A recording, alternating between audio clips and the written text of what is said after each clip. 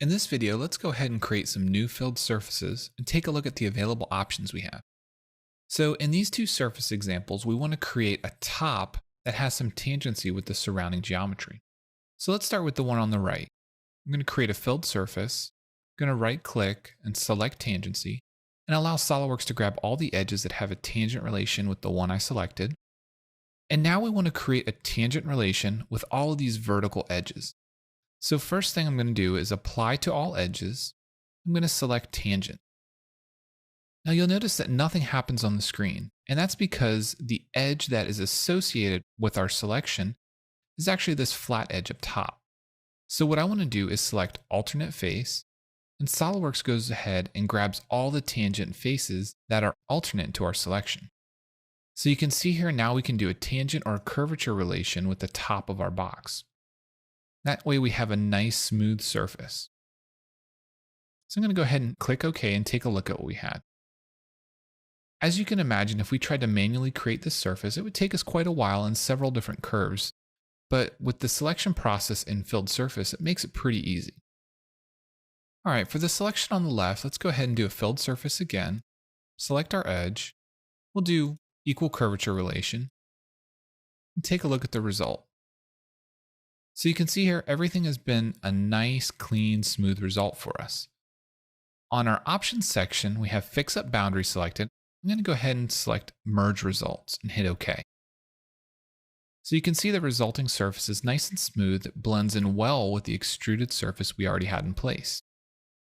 On the bottom, let's go ahead and create another filled surface. This time I'm just going to leave it flat, but I'm going to select the merge results option and try to form a solid.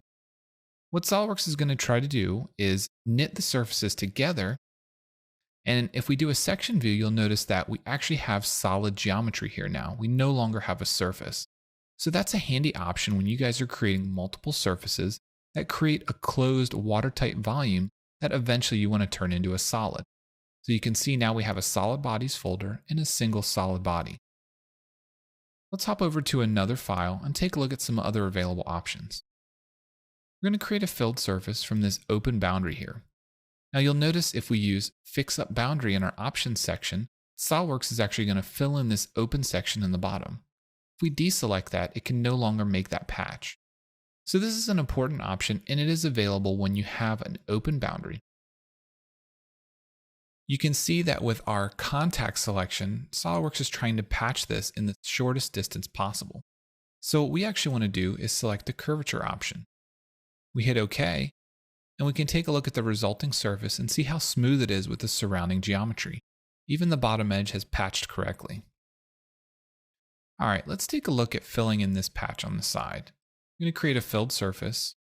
And again, we're going to use equal curvature relation. We have optimized surface turned on, but if we deselect this, we have a resolution control option that comes up. If you guys are creating patch surfaces and you'll notice that when optimized surface is turned on, you get a wrinkle or some anomaly close to an edge, you can turn that off and you can modify the resolution control. This will increase the number of patches that are created. Now we still get the same preview on the screen, but I assure you that if you have a difficult surface to patch, this resolution control can save you a lot of time and headache. So let's go ahead and hit OK.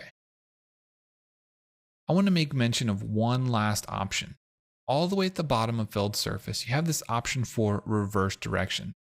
This very rarely is going to become an available option for you. It has a long list of criteria that needs to meet whenever this available option is shown.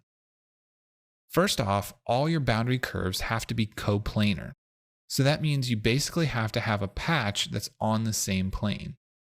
You also have to have no constraint points. So that means we're not using any constraint curves. There's no interior constraints.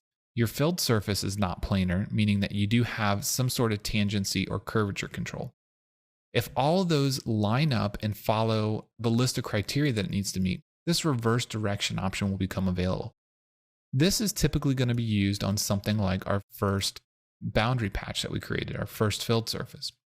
So for instance, if we roll back and we want to patch this bottom, but let's say it's going the wrong direction, that's when that available option would come in handy.